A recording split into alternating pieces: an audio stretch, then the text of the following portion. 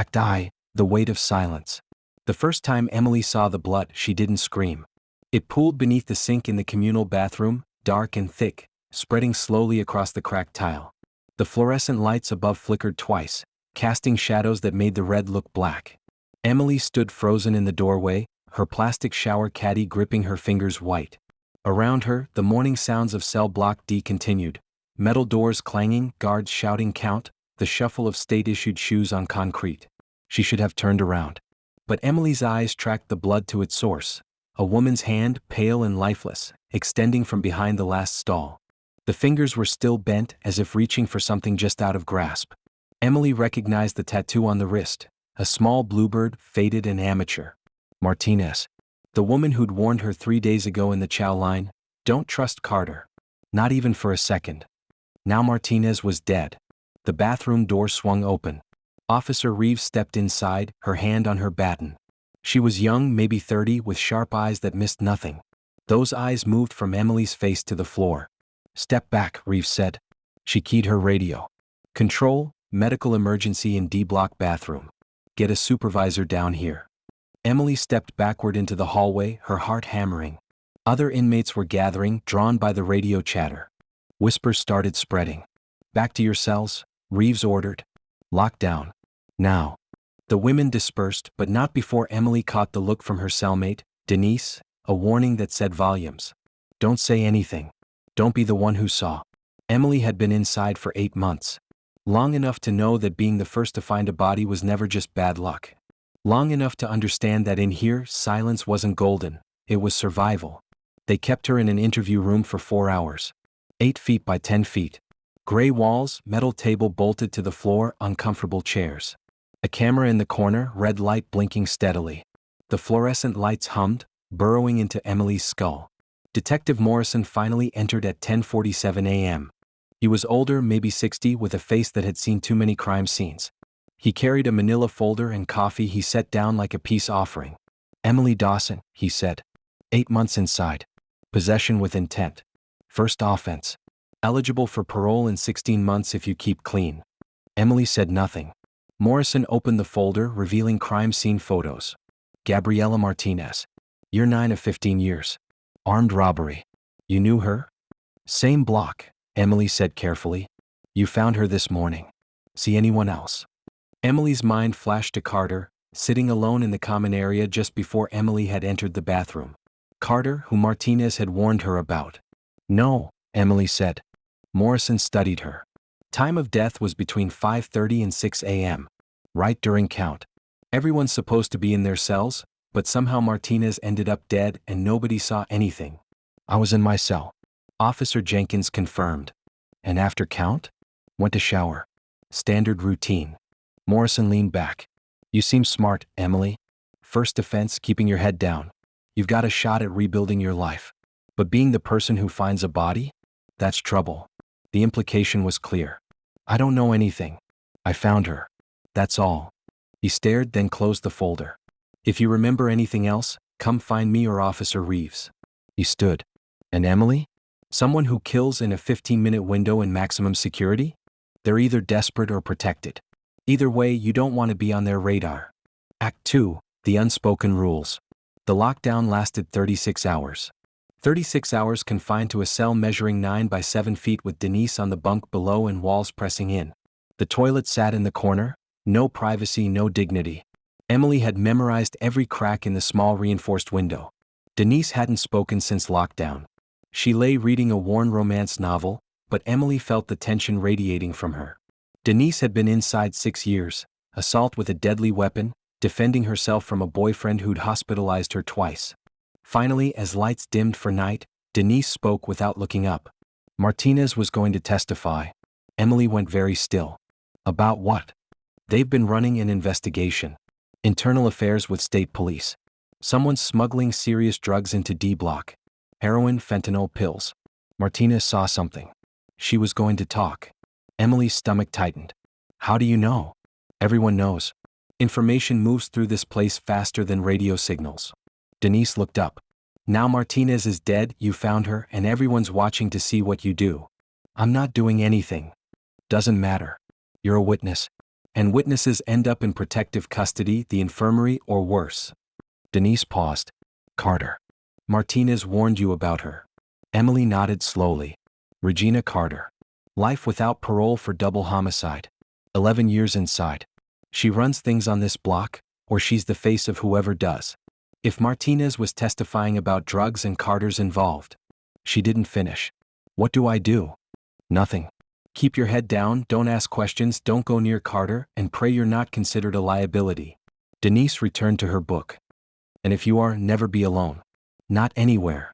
The next morning, Emily understood what Denise meant about everyone watching. The common area filled with usual activity, but as Emily walked past, conversations stopped. I tracked her. The silence was deafening. Carter sat at her usual table near the windows. She was 53, carrying herself with confidence that came from having nothing to lose. She looked up as Emily approached the breakfast line. Carter smiled. It didn't reach her eyes. Emily got her tray and found a seat far from Carter. She was immediately joined by Angela Chin, a woman in her 40s doing time for embezzlement. You okay? Angela asked quietly. Fine, Emily lied. No, you're not. Angela leaned closer. There are 3 groups in D Block. Carter's people who run drugs and protection. Independents like me who keep our heads down. And people who work with administration, snitches and informants. Martinez was about to become the 3rd kind. I didn't know her well. Doesn't matter. You found her. You're associated now. You need to make clear which group you're in. Stay independent. Don't pick sides. Don't talk to guards unless necessary. And don't let anyone think you know more than you do. Angela stood. And Emily? Watch your back in the showers. That's where it happened to Martinez. Yard time that afternoon was mandatory. Emily stood near the fence, watching razor wire gleam in pale sunlight, trying to convince herself she was being paranoid. But paranoia was survival. Officer Reeves approached. Dawson. Warden wants to see you. Emily's heart sank. Now. Now. The walk felt like a death march. Through the yard, past guard towers, through 3 locked doors. The warden's office was behind a brass nameplate. Warden Patricia Holbrook. Holbrook was late 50s, steel gray hair in a tight bun, face carved from granite. 12 years running this facility, surviving 3 investigations and 2 lawsuits. Miss Dawson. How are you adjusting? A trap. Everything here was a trap. Fine, ma'am. I've reviewed your record. First offense, non-violent. Model inmate. No infractions. GED program, library work. Everything right. Holbrook folded her hands. I'd hate to see that change. Yes, ma'am. The incident with Miss Martinez was unfortunate. We're cooperating fully with Detective Morrison and State Police. Holbrook paused. But investigations can be disruptive. Create tension. Sometimes inmates feel pressured to provide information they don't have. Sometimes they say things that aren't true. Emily kept her face neutral. I understand. Do you? This facility operates on delicate balance. 800 inmates, 150 staff. We maintain order through rules, discipline, and accommodation. We can't prevent every fight, every theft. What we can do is create an environment where most inmates choose to follow rules most of the time. The meaning was clear. They knew about the drug operation and were allowing it to continue. I'm not looking to cause problems, Emily said. Good. Then you'll understand my offer. Holbrook pulled out papers. Transfer to C Block. Different housing unit, different dynamic. Quieter. Safer. I can have you moved by tomorrow morning. Act 3, the choice. Emily stared at the transfer papers. C Block would remove her from Carter's influence. It would signal she was running, making her look weak or smart depending on interpretation. It would mean leaving Denise, Angela, the few connections she'd built. Most importantly, it meant accepting Holbrook's offer. Stay quiet, stay safe, let Martinez's death disappear into bureaucracy. I need to think about it, Emily said. Holbrook's expression hardened. Limited time offer, Miss Dawson. I'm trying to help. Once you leave this office, I may not be able to accommodate again. I still need to think. Long silence. Then Holbrook slid the papers across. You have until tomorrow morning. Dismissed. That night, Emily couldn't sleep. She thought about Martinez. The bluebird tattoo, the warning, the blood spreading across tile. Martinez had been going to testify about drugs and corruption. Someone killed her for it. Emily thought about her own crime. Holding drugs for her boyfriend Travis, who'd promised it was just once. When police kicked in the door, Travis ran, leaving her with 3 kilos of methamphetamine and a collapsed future. She'd pleaded guilty on her public defender's advice. Accepted the sentence. Chosen silence because speaking up meant testifying against Travis, and she'd still loved him then. 8 months inside taught her Travis was never coming back. 8 months taught her that silence only protected people with power. Martinez tried to speak. Now she was dead. Emily made her decision. Next morning she found Officer Reeves. "I need to talk to Detective Morrison." Reeves raised an eyebrow. "About what?" "About Martinez. About what I saw." "You said you didn't see anything." "I lied." 2 hours later, 2 male guards escorted her to an office with no nameplate. Morrison was there with a woman in a suit, Agent Sarah Kim, State Police. "You want to talk," Morrison said. "Talk." Emily took a breath. Carter was in the common area the morning Martinez died. Just before 6 a.m., right after count. "She was there when I walked past." "That's not evidence," Kim said. "No. But Martinez warned me 3 days before. Said not to trust Carter. Like it was a warning." Emily's hands shook. "Everyone in D Block knows. Carter runs the drug operation. That's why Martinez was testifying. That's why she was killed." Morrison and Kim exchanged glances. "If you're making accusations, you better back them up," Morrison said. "Carter's been investigated before. Nothing sticks because nobody testifies." "I'm not lying. And I know I'm putting myself in danger. But Martinez tried to do right, and she died alone with no one to speak for her. Someone needs to speak now." Kim leaned forward. "If you testify, we need everything. Every detail, every conversation, everyone involved. And you'll testify in court. That means protective custody, isolation, possibly transfer to federal facility." Emily nodded. "What about Holbrook?" "She offered me a transfer yesterday. She knew. She wanted me quiet." Morrison's jaw tightened. "Tell us everything." For 3 hours, Emily talked. Finding Martinez, Carter's presence, the drug operation, Holbrook's offer. When she finished, her throat was raw. "We need a formal statement," Kim said. "And grand jury testimony. Are you willing?" "Yes." "As of now, you're in protective custody. Separate housing unit, no contact with D Block. Once this gets out, and you'll be marked as a snitch. Life here gets exponentially harder." Emily had known. Hearing it stated still made her stomach twist. "I understand." Morrison stood. "For what's it worth, you're doing the right thing. Martinez deserves justice." Act 4, The Cost of Truth. Protective custody was solitary confinement with a different name. Emily's new cell was in a separate wing. 6 by 8 feet. Metal bunk, steel toilet, tiny food slot. No cellmate. No common area. No yard. 23 hours daily alone with her thoughts and fluorescent hum. The first week was hardest. Complete absence of human contact wore at her like sandpaper. She could hear other inmates sometimes through ventilation, but couldn't see or talk to them. She marked days on the wall with her fingernail. 1 week. 2. 3.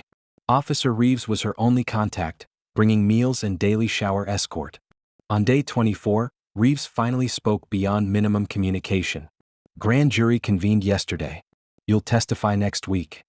Emily looked up from her book, a paperback she'd read 3 times. "What about Carter?" "Administrative segregation pending investigation." "Holbrook too." Reeves paused. "You really stirred things up, Dawson." "Good. They'll make your life hell after. Even if Carter's convicted, Holbrook fired, you're still here. Everyone will know you talked." "I know. So why?